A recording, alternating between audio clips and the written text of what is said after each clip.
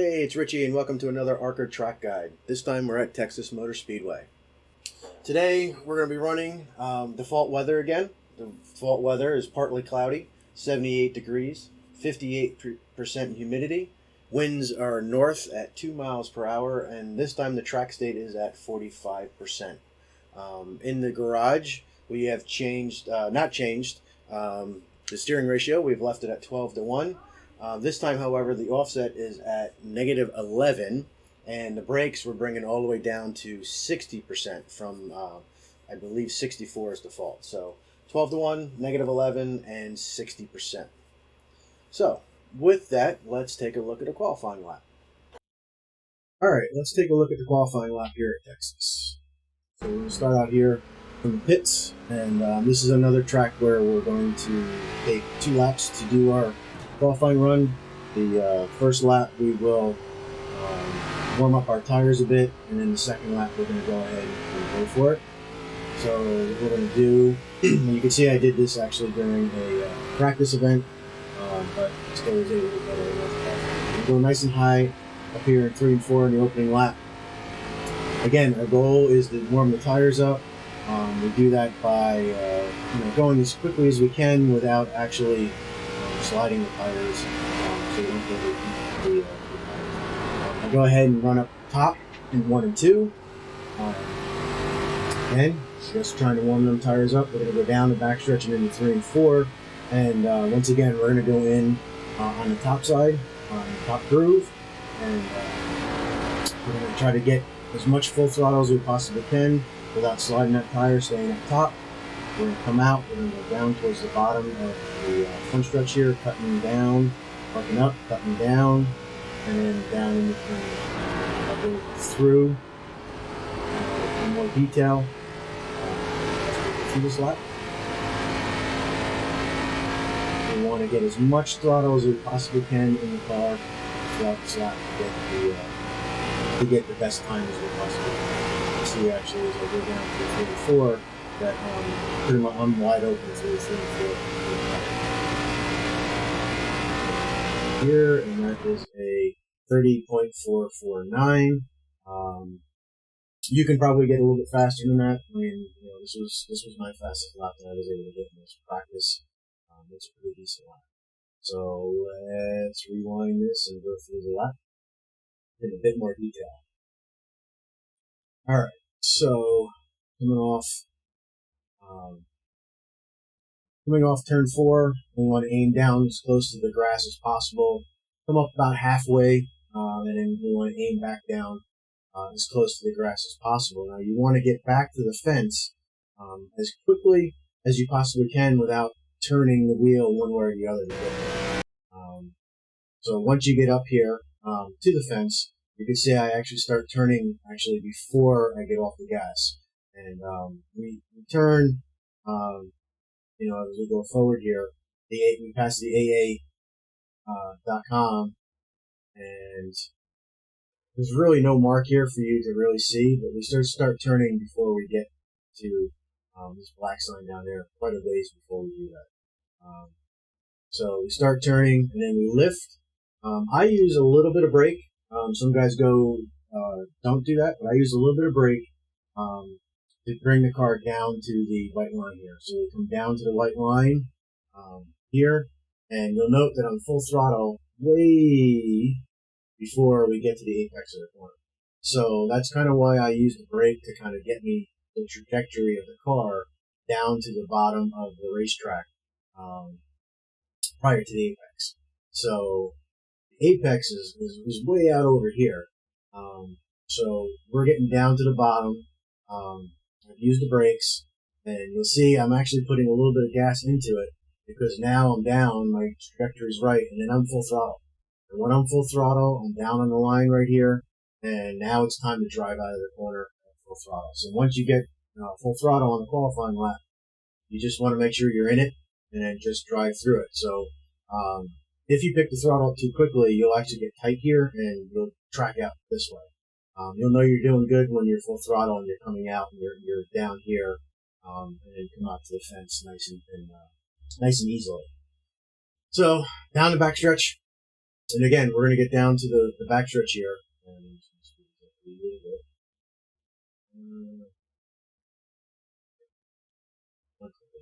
So we're going to come down here just before that little light right there, turn in, and not lift. You need to drive down to the white line, and then you'll see me just drive the car. Full throttle, car may get a little loose, which you can see me tracking and getting a little sideways. But ultimately, the car sticks. That's the whole point of the first lap, is to get some heat in the tires to be able to do that.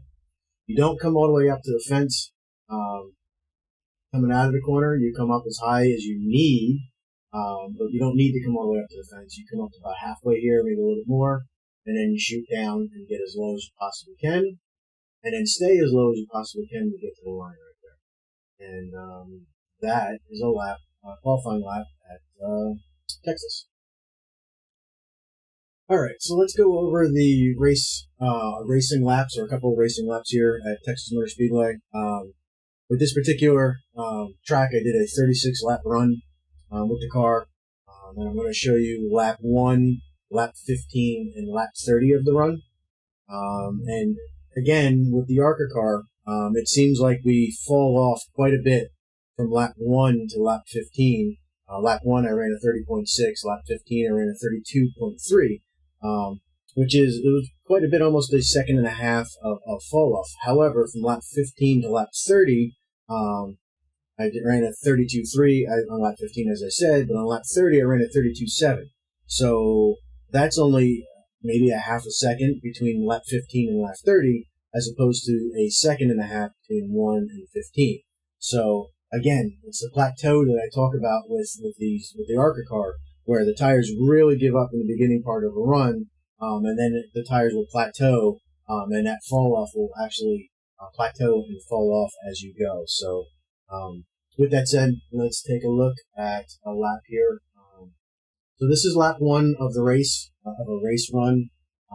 Remember, I ran a 30.4 in qualifying, whereas in this, I ran a 30.6. So it looks very similar to a qualifying run. Again, the only difference here is twofold. I think 1 and 2 is actually probably pretty similar to what I ran in qualifying. Whereas I think in 3 and 4, I think I lifted a little bit, just to give a little bit less on tires, because at full throttle through 3 and 4. Oh, actually, let's take a look, see where we're at. So yeah, a little bit of lift going in the corner right there, and then quite a bit of lift, about to 60% here in 3 and 4. And the reality is that you don't want to burn the tires off in 3 and 4 here, which is where you're going to really do some damage long term on the tires there, that and going into 1. So, like I said, that is lap 1 of the race, and really the only difference between qualifying and the race is the lifting in 3 and 4, because you want to keep those tires. So let's go a little bit later in the run. We're going to go to our 15th lap. We're going to load that up. We're going to take a lap around. You're going to see quite a bit of difference here, specifically going in the corner in turn 1 here. We're lifting. I'm still using brake. Using a lot of trailing brake to get the car down now, because we're using you don't have enough turn in. Now I'm using about half throttle before I get to full throttle. So you're using a little bit more brake to get the car to turn down into the middle. Using a lot more off throttle right there in 1 and 2 as we come through and down the backstretch. Your goal is to try not to burn off the right front tire here, which is something you can definitely do there if you overuse turns 1 and 2. So here in 3 and 4, you'll see that quite a bit of difference going into 3 here. Slow it down a little bit. Now, when we get down into turn 3 here, I'm actually lifting almost all the way out of the throttle, and actually even using a little bit of brake to try to get the car to come down to the bottom of the racetrack. Once I got the car going to the bottom of the racetrack, I go ahead and get full throttle and power out of the corner. So as the tires start to go away, your turn-in power, specifically in 3 and 4, goes away. So, but once you get down into 3 and 4 here, it's pretty much full throttle all the way down the straightaway, which we'll see as we come out of the corner here. Your goal is obviously to not overuse the tire, so to get loose or something, you can use a little lift. Use as much track as you need coming out of the corner. Don't hit the fence, obviously, come back down the racetrack. And that is the mid lap. So our next lap that we're going to go to is our 30th lap in the run, which is lap 1 here. And again, you're not going to see a whole lot of difference between what we just saw and what we are now. You're going to go down the corner, lifting all the way out, using brake to get down to the bottom of the corner.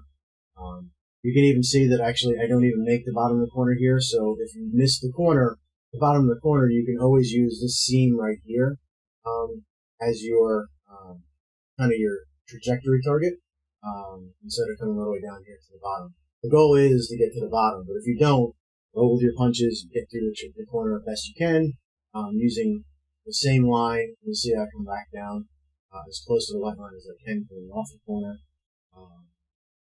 All in all, Texas is pretty straightforward as far as the line is concerned. It's pretty much the same line no matter where you are in the run. It's just a matter of how much you need to lift. So you're going to see me lift again going into 3. A little bit of brake to make sure the car comes down to the bottom. And then right back to the gas once the car is heading towards the white line. And power through. See, I got a little loose right there, so I lifted. Lifted again because the car got a little out of shape. And up as far as I can.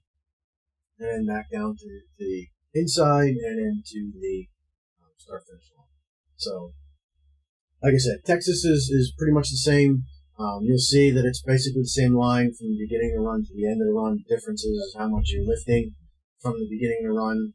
You'll see that I'm actually using brake, getting into 3 at the end of the run, trying to get the car to come to the bottom. So that's all I got for this week. Go ahead, if you can, like and subscribe. Appreciate it. And we'll get back to you next week. Thanks, everyone.